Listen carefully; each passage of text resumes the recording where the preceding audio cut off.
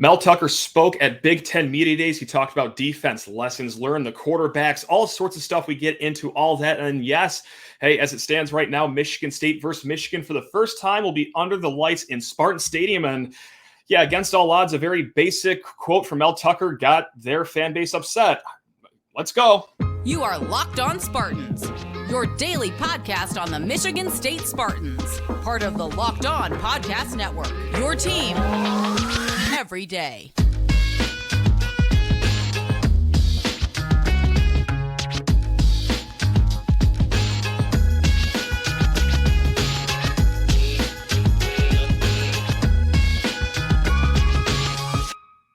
Spartan friends, Spartan family, Locked On Spartans listeners, thank you so much for kicking off your day with us here at Locked On Spartans, your team in green and white 3 days a week. Until next week, we're back to 5 days a week. That's right, football season almost upon us. Holy smokes, the summer is flying by. Before we get into the meat of today's show, hey, please rate, review, and subscribe to this podcast or YouTube channel. Also, lockedonspartans@gmail.com if you ever want to reach out. Let's get into it. Wednesday morning in Indianapolis, Mel Tucker takes the podium and just a vintage Mel Tucker press conference to kick off Big Ten Media Days.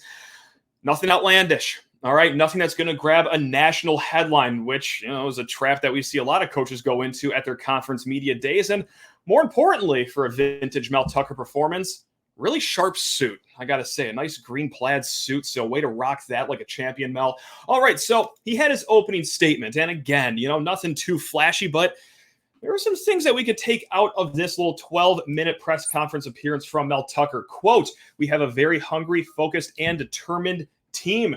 Quote, "No doubt the most talent we've had top to bottom on our roster." I don't think that's coach speak. I think there's a lot of truth to that. And then also, quote, "We have competition at every single position." Now, we're going to slam on the brakes there because, like a lot of coaches do, if they do it correctly at their press conferences and media days, a lot of coach speak.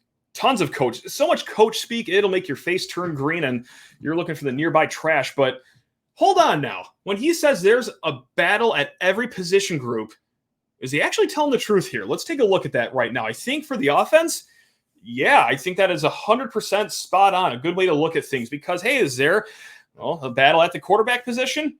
Gee, I don't know. You tell me. It's the only thing that anyone wants to talk about this offseason. Running back? Sure, of course there's a battle going on there. Jalen Berger, strong end to his season last year, averaged over 5 yards per carry in the last month of the season. And then, Nathan Carter, transfer from UConn, led the nation in yards after contact before he missed the rest of the season with injury. And then Jaron Mangum will have something to say about that as well. Gee, will wide receiver have any position battles going on? The only guy you could really Sharpie in there is Trey Mosley. And then everyone else, best of luck to you. I'm sure there will be plenty of reps for all those guys, just like with the tight end position as well. Yes, we have Malik Carr, but Michigan State made sure to set a single season record for most offseason transfers at a single position with the tight end. So, there's going to be plenty of competition there as well. And the offensive line, look, right now you can look at it. Brandon Baldwin, J.D. Duplain, Nick Samak, Geno Vandermark, Spencer Brown as your starting five. But, man, I don't know, top-rated JUCO transfer Keyshawn Blackstock. I mean, can he find his way in the starting lineup? And even if he doesn't, he's going to get plenty of reps. But, so will more guys behind him like Dallas Fincher, Kevin Wigginton, Ethan Boyd. I mean, there's a few names I'm leaving off here. But, guys, for the first time, the offensive line has depth. This is very exciting. But anyway, to the defensive side, I think it's a little more concrete with the position battles going on. Like defensive end, Chris Bogle, Tumisi Adelaide. Yes, Avery Dunn will have something to say about that as well. And then, the true freshman by Job Andrew DePape, and we'll talk more about those guys here in a little bit. But I think right now, Chris Bogle and Tumisi for the defensive end. Defensive tackle, probably a set starting two there with Simeon Barrow, Derek Harmon, but Jalen Sami, Maverick Hansen, Dre Butler, Jarrett Jackson right behind them. That'll be an interesting for who's on the two deep. And then linebacker as well. Look, Jacoby Windman, Sharpie him in. Cal Halliday, most likely Sharpie him in. But then Darius Snow, how healthy will he be for the season? You have Aaron Brule coming back. Angelo Gross, too, could be a sleeper for that nickel position as well. And then, cornerback, you could probably maybe not Sharpie him, but get a good magic marker and, one that won't rub off very easily. And Marquis Lowry and Chuck Brantley for your starting cornerbacks, although young guns, Chance Rucker, Caleb Coley right behind them. And then safety, you could probably Sharpie in Jaden Mangum and Malik Spencer as well for the safeties. But then again, guys, where does Dylan Tatum fit into all this? Is he going to be a cornerback? Will he be a safety, a nickel? Who's to say? Because that's a really talented young gun that's going to have to see the field this year as well. Anyway, back to the press conference. Mel Tucker said on last season, which going to just remind everyone, 5-7, didn't go all too great. But hey, there are no losses in life, only lessons. That's a quote that I said, not Mel Tucker. He said, quote, a tremendous learning experience, not just for the players, but for the coaches and support staff. We're going to roll our sleeves up and come to work every day with a relentless mindset. Now, Chris Solari of the Free Press, he asked him to expand on that. What lessons exactly did you learn other than, hey, got to work hard in the offseason? He said, quote, football is a game of attrition and injuries are part of the game. It is no secret that injuries were a big story of Michigan State's season last year. But hey, there's ways to work around it. Mel Tucker said, quote, we've had to modify the way we are practicing to get to the games. They've done this in the spring. They have really dropped back how many times they are hitting in practice. And Mel Tucker put it, staying off the ground. The more you can stay off the ground, the healthier you are going to be. And we'll expect that for this fall camp coming up that starts next Wednesday for, maybe not using all the physicality that you did last year, just making sure that you're not crawling to week one, but you're walking into week one with a healthy army of players. That's another thing that he expanded on. Also, not just learning how to practice, stay injury-free, mitigate the damage on the IR, but hey, how to build a roster. He said about the front seven on defense, quote, we needed to get bigger. We added 6'5", 300-plus defensive tackles that have played major conference football. Talking about Dre Butler, Jarrett Jackson, and then the latest guy they added, massive guy, Jalen Sami out of Colorado. He also mentioned the 3 4-star defensive ends. Of course, the true freshman, Jalen Thompson, by Job, Andrew DePape, and then Tumisi Adelaide as well. So heavy emphasis on the front seven as well. And hey, you know what? It took us this long to finally really get into quarterback talks. But yeah, he did sound off on the quarterbacks, namely Noah Kim. He said, quote, Noah Kim is a winner. And that also is, quote, a top 20 fastest player on the team. Now, I saw a lot of this sentiment on Twitter or X, whatever the hell they're calling it these days. That could either mean something really good, that Noah Kim is a top 20 fastest player on this team, or it's really a sign of bad things to come, that everyone else in the team is a little slow, because usually it's not your quarterback that's in the upper echelon of lightning on your team. But that's a fascinating quote. And he was asked directly about Noah Kim. It's not like he was asked broadly about quarterbacks and just talked about Noah Kim. He talked a little bit about, the quarterback battle, saying that, it's an open competition. He didn't tip his hand of who's leading it or anything like that. The only thing that he did say, which, I think is worth pointing out, they're looking for 3 things in their quarterback: tough, discipline, selfless.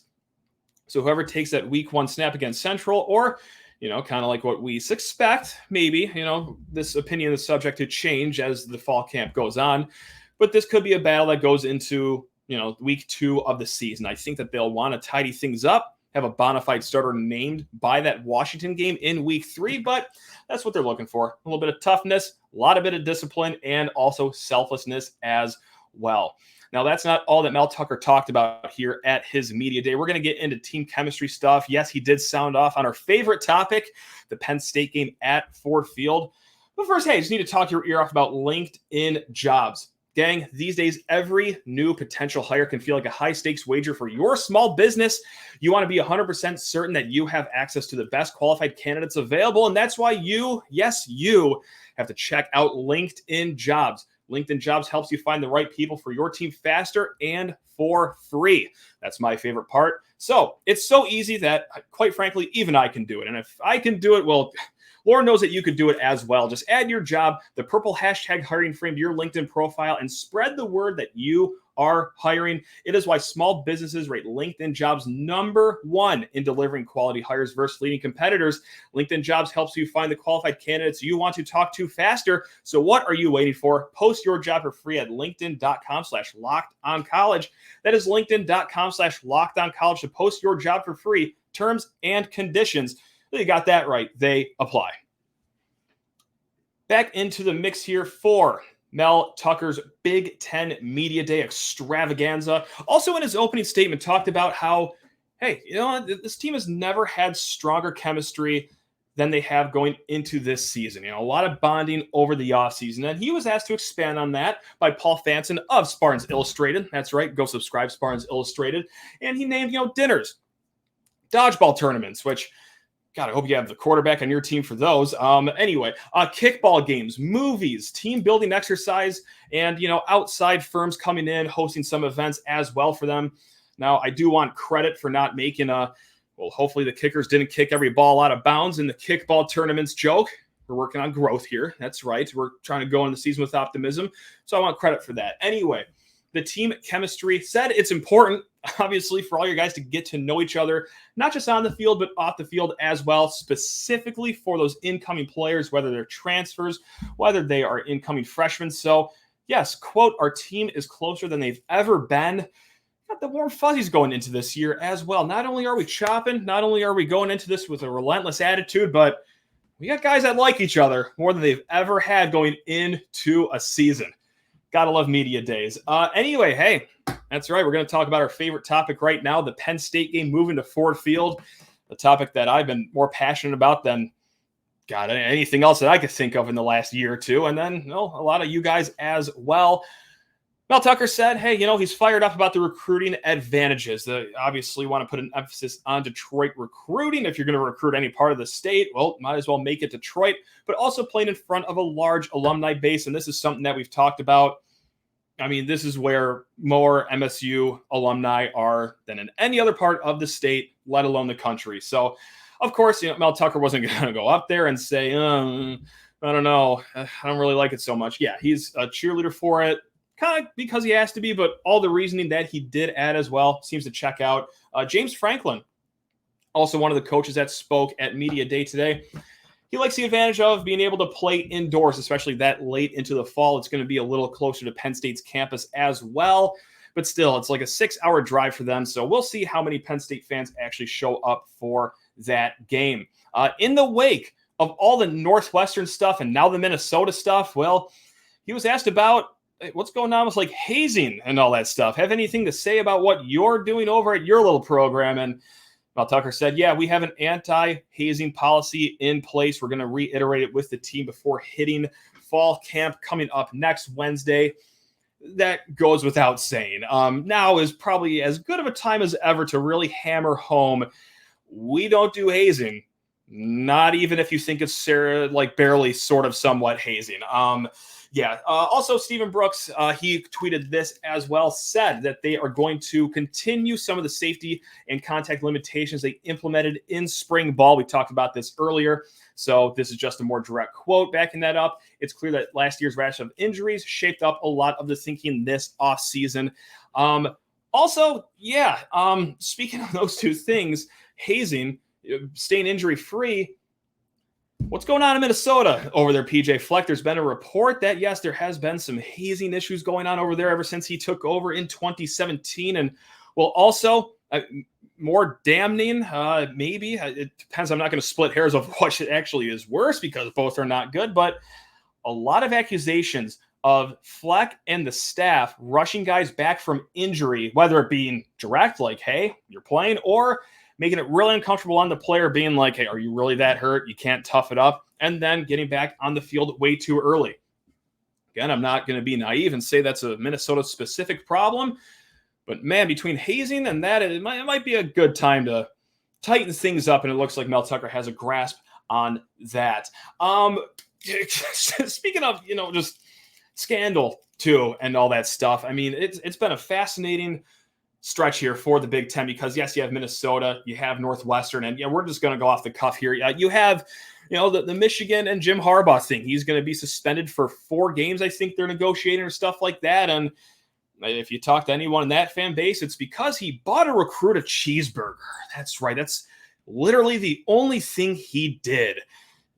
I mean, never mind that. No, the reason he's getting popped for this is because he lied and then, well, more troubling, lied about the lie. And it turns out when you not only lie to official organizations like the NCAA, but then you lie about those lines to people in power, turns out that they're not really going to go for that. So, yeah, there's going to be a 4-game suspension handed out. Rumor has it that a coordinator could be suspended as well for a game. This all stems from stuff during the COVID years, like recruiting when they weren't supposed to and whatever. Like, who cares? I mean, it's just funny to see across the aisle them just saying, oh, it's all because of a cheeseburger. You know, like, no. Like, at this point, though, I am convinced, like, Harbaugh can be arrested for committing arson on an orphanage, and all that the fans would say is like, oh my God, punished for bringing warmth to children in need. How could they? But no, it's just bizarro land over there. Or my favorite thing is, Tennessee, they were cheating. They were paying all sorts of recruits, and all they got was a slap on the wrist. Oh, they barely got punished. Like, have any of you even heard of what the news is? Do you guys even read these articles? I mean, okay, sure, unless you think every vacated win from the Jeremy Pruitt era, which I get it, it's like 5 wins total, but a $9 million fine, a 6-year show cause for Jeremy Pruitt, plus if he's hired anywhere, a 1-year suspension on top of that, show causes for staffers, a booster is banned from any association with the program for 10 years. I mean, what part of a slap on the wrist does that seem like? Like, no, they got punished, and because they were kind of maybe sort of cooperative might be the operative word here. Again, that's just me, though. Anyway, let's just get right into it here. Hey, more news broke. This is from Brett McMurphy. NBC dropped a lot of their primetime games for the upcoming year, and just other game times in general as well, like the Michigan State versus Maryland game. It's 3:30 p.m. We already knew that, but that was in the tweet as well. But more newsworthy for us, Michigan State for the Paul Bunyan Trophy, October 21st, 7:30 p.m. kickoff. As of now, I mean, that is the tentative time. It could get flexed. It could be the big noon kickoff game, or that game time can move. But right now it's penciled in stone, I guess you can call it, 7:30. And yes, that is the first time in Spartan Stadium's history that it will be a night game. And yes, it is just, 1 year after the tunnel kerfuffle happened last year. And a lot of fans left that game saying that it's getting a little toxic around this rivalry. It is at a fever pitch, and I don't see it coming down any time soon. And hey, you know what? Mel Tucker was asked about this as well at Big Ten Media Days. How do you rein this in? How do you dampen the temperature of which this rivalry is at, whether it be on the field, off the field, in the fan base, on the message, wherever have you? And then Mel Tucker gave the honest and kind of boring answer of, quote, well, I'm sorry, I'm going to back up here. This is from Alejandro Zuniga of 24/7 Sports. I'm sorry if I butchered your name there, but he is a Michigan reporter. Tweeted this out because they do something behind enemy lines, apparently. Quote, Mel Tucker says, "How do you rein it in? I don't know how you do that. There's not a day that goes by that I haven't heard something about that game. I don't know how you rein that in. It is what it is." Yeah, that's just the honest assessment of it. Like, Mel Tucker doesn't have all the answers how to dampen this rivalry, how to calm the fan bases down, how to make it less competitive on the field. But that didn't turn a lot of Michigan fans online from getting their jimmies in a rustle here. Because, okay, let's just, go to some of the replies to that tweet on Twitter. Jay writes, "Damn, that's pretty interesting that after years of D'Antonio purposely amping up the rivalry's toxicity, now we're supposed to try to rein it in. Wonder what changed." How dare Mark D'Antonio get his players fired up for a football rivalry? And he went to crazy lengths to do it too. Really got toxic with it. Like the quote, "It's never over. It'll never be over." There's a lot of Michigan fans that have an issue with that quote. Or was the thing that D'Antonio did just win that game a lot more than you guys did And you guys pooped your diaper a lot over that and could not even wrap your minds around Michigan State being a dominant factor in this rivalry.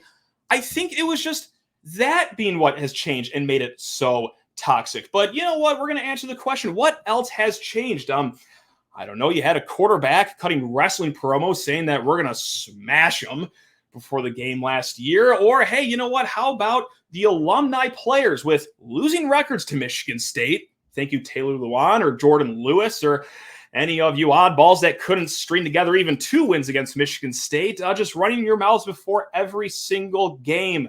Or, hey, how about driving stakes into the field before games? Or, hey, how about throwing a temper tantrum for a photo op before a game? Again, these are just some things that may have changed since Mark D'Antonio took over because, Sparty's winning too much. Again, you want me to answer the question of what's changed? That's it. Or, hey, you know what? Maybe Mike Morris trying to choke out a player on the field in Kenneth Walker 2 years ago.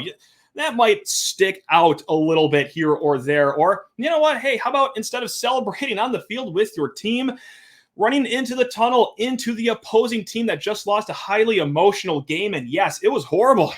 I've said as much ever since the incident happened, but good God, what did you think was going to happen? Again, hey, it's awful. Still denounced by a large portion of the Michigan State fan base, of course, whereas, well, I got a feeling there would have been a statue commemorating it right next to the Bo Schembechler statue had things been switched around. But yes, it was terrible. But hey, at least our coaches dished out punishments before the investigation even started. Or, hey, let's go back to Twitter. The people that are really upset about the dangerous Mel Tucker quote here. Josh writes, I think you start by punishing felonious assault by your own players and kicking violent criminals off your team. Well, Josh, I have great news for you. They were punished. 8 players. 6 of them misdemeanors. 1 of them not even charged, and he still missed 4 games, 1 felony. And of course, he has a suspension that is going to total a year's worth of games. Yes, they were punished, Josh. I have fantastic news for you. And you know what? Isn't it kind of ironic that there was a team in the state as well who had a player tripling the speed limit on a morning with just guns and bullets rolling around in his back seat? And I don't know, you guys remember a punishment there? Or I remember him getting on the team flight to their next game and playing every game for the rest of their season. So if we're going to do the whole punish your felonies argument, Josh, you just got to drive up to Ann Arbor, man, and talk to your own coaching staff. We got things figured out over here. And then Lumpy says, it is what it is. Is that really how you feel, Mel? Your thug players winning a fight in the most unfair way? And one of these times, you Michigan fans are going to use the word you actually want to use. But until then, we'll just, enjoy you soiling yourself over very basic Mel Tucker quotes. It is shocking, even for your guys' standard, how upset you get about a coach saying that, yeah, the rivalry's pretty heated. It is pretty intense. Yeah, you guys feel that way too. Otherwise, you wouldn't be getting this wound up over the quotes. And it's okay to feel that way. It is. So, look, are we fans in the night game? Is this going to help anything as far as the toxicity goes? No, of course not. But quite frankly, I don't know what you do either. What, hey, take a few years off? No, I don't think that's going to happen. We got the protected rivalries coming up. I don't foresee that being a solution, but whatever. I mean, yeah, it's going to be fired up, but hey, that's an authentic rivalry, all right? This isn't one of the fake rivalries where, hey, the teams get together at a neutral site or the week of the games, we're going to cross your letters off on every sign in our campus, but deep down, you know that, you know what, you couldn't live without each other. Like, no. This is a heated rivalry that is very authentic. If Michigan just ceased to exist in the world of athletics, that'd be great. And they feel the same way about us as well. And I don't want things to change, quite personally. So as we get into more media day news here, hey, how about some roster updates? That's right. Let's plummet from that down to just talking numbers on the program. But this fires some people up too. There are a lot of number watchers out there. Alante Brown, that's right, receiver transfer out of Nebraska. He will be wearing number 0. That does not affect Chuck Brantley. He will still be wearing number 0 as well. Just on defense, of course, Jalen Sami. That's right, the 8'9", 490-pound defensive tackle, the biggest guy on the team, 90 9. Absolutely love that for him. Noah Kim has switched from the number 14 to the number 10. And then Kari Crump also ditching the 14. He is 37 this year. There's also a player missing on the roster when it came out to start media days. And if you know who this player is, and you are really in the weeds on Michigan State football, long snapper Mason Arnold. Yes, he used to play at Ohio State, transferred to Michigan State this year. He was not on the roster. However, Drew Wilson, long snapper from Long Beach Community College, he's transferring as well. He's on the roster. So we have our backup long snapper because Mel talked about him as well. Our starting long snapper, Hank Pepper, he's healthy. He's back in action. And man, Mel Tucker said as much. I'm paraphrasing here, but you really understand how important a long snapper is when you don't have your starter anymore. And God, if you know, let's go back to that Michigan game last year, because that's when the backup long snapper had himself a performance that honestly almost had Bryce Behringer drafted as a receiver instead of a punter. If you don't understand the importance of a long snapper after last year, then I don't think you ever will. But yeah, Mason Arnold not here. It'll be Drew Wilson as backup long snapper. How about that for some off-season content? That's right. Backup long snapper discussion. And then we're going to end this thing just with, you know what? I want a press conference as well. We're going to go to the mailbag here. Travis has the question for us. Hey, Matt, got a trick play question for you. What in your mind would you make for a more fun trick play? A reverse handoff to the tight end or the good old big boy defensive lineman handoff? Oh, boy. I'm going back to the glory days here. And not just high school. Like, no, it's even more pathetic than that. We're going to go back to the middle school glory days. The 6th grade flag football championship last drive. Our team ran a quadruple reverse halfback pass. Those 6th grade idiots across from us had no idea what to do on defense. We blew their coverage up. Easy touchdown for the win. So I'm going to go with the closest thing to that. I love nothing more than a tight end shuttle pass. That little reverse there that you brought up, Travis, the reverse handoff to the tight end, that's what we're going to go with here. Now, I'm gonna need that to be a fast tight end. I hate to be picky, but we're going to have to see some speed on that tight end. I don't want this guy running out there with 12 speed from Madden, but yeah, that is what I'm going to go with right now. Unless we're at the 1 yard line, just give it to Jalen Sami. I think that'd be a great time. Or God, you know who I would trust my life with on short yardage situations? 8-ball Simeon Barrow. Again, the guy's like 6'4", 290 pounds, and that is not a fluffy 290. That is a chiseled 290. I would not mind seeing him get a touch of the rock inside the 1 yard line at Spartan Stadium this year. Why not? Just give it a try. All right, gang. Thanks a lot. Fun episode. I mean, you know what? Like, I know that we always talk about how Mel Tucker doesn't say a lot during press conferences, but we certainly got a lot out of that one as well. A lot out of the fan base down the road. They always deliver. Never on schedule, always on time. And then, hey, some backup lawn snapper talk for you to just shut things down. All right, gang. Hey, until next time, you know where to find us. Locked on Spartans. Go enjoy the rest of your day. Love you all.